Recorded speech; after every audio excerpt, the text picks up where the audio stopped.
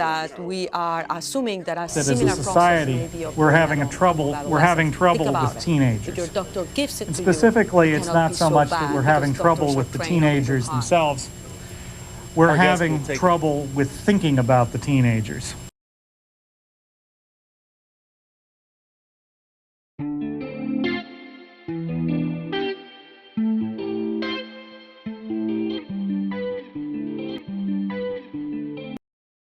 Philadelphia, Pennsylvania is home to over 100,000 teenagers, 30% of whom live in poverty. Unable to buy their way into private clubs and gyms, they are left with few spaces that are safe and accessible due to Philadelphia spending 25% less than the national average towards communal parks and recreational centers. One of the most popular shopping destinations, the Fashion District, recently banned teens after a large group gathered in the area.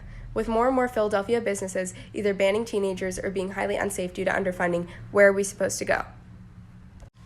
We heard from people around the city just how integral having these spaces are. Well, to be honest with you, we've been growing up, and I've always grew up in Philadelphia. I was always in like after-school programs and attending recreation centers, which I played basketball and baseball in. So the fact that like a lot of them shut down, and I know a lot of them are in the process of rebuilding and opening up again, but those programs are definitely needed for kids. In addition, we talked to people around the city about their feelings on the Fashion District ban. Sometimes, I just want to go like window shop or something, and they're gonna like, get out, you're not above age. As many Philadelphians reported, teenagers need more safe and accessible third spaces, places between home and school to go to. Without these spaces, teenagers are usually... Where do you go after school? Home, straight home. Home. We then asked local Philadelphia reporter Nate File about his thoughts on the issue. I mean, at a base level, it leads to kids being bored, and they're kind of sitting at home feeling like they have nothing to do, and so from that boredom can lead to kids getting into destructive behavior, either to entertain themselves or just because they're curious and there's nothing, they don't see anything else better to do. These spaces are vital to keep teenagers occupied and safe because boredom increases the chances of substance abuse by 50%. When teenagers have nowhere to go after school, it provides an opening for drugs and violence to infiltrate our youth. So what can we do to solve this issue?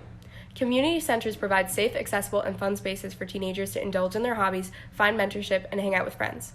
45% of volunteers and attendees at community centers in America are youth, and if we ensure that teenagers have safe community centers to go to, this number will only go up. Youth can make a difference if they advocate for themselves and show adults that they need these spaces. When we talked to Jamie Gullen, a managing attorney at Community Legal Services, we were shown an example of that. Youth voice is so important, and I think some elected officials are starting to recognize that more, although there's still a lot more to be done.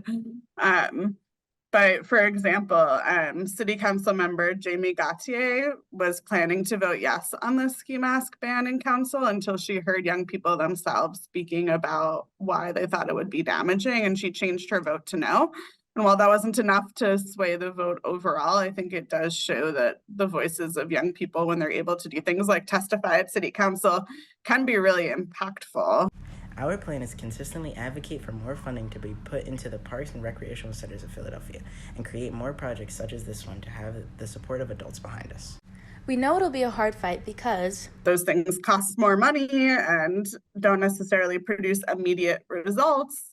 And so I think politicians tend to stray towards the things that they feel like they can do immediately, even if it's not. Funding comes when people understand why it's needed. So I think the advocating and the raising of awareness would come first, and then the request for the funding. It is well worth the time it'll take to campaign for a solution that will target an issue that is one of the main drivers of substance abuse and violence in Philadelphia. We asked former Mayor Michael Nutter what he thinks Philadelphia's first step should be.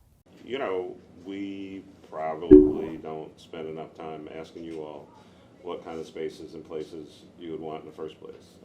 There is it was created during my time, Philadelphia Youth Commission, which I assume is still in operation, and part of their role is to advocate for young people. And so, as development takes place, whether there or other places, I guess the question would be, where is the voice of young people in that discussion, in that conversation? Yes, it won't be immediate, but in the next 20 years, we hope to build new spaces of vibrant community and culture, so that there finally can be a generation of Philadelphia teenagers who have somewhere to go.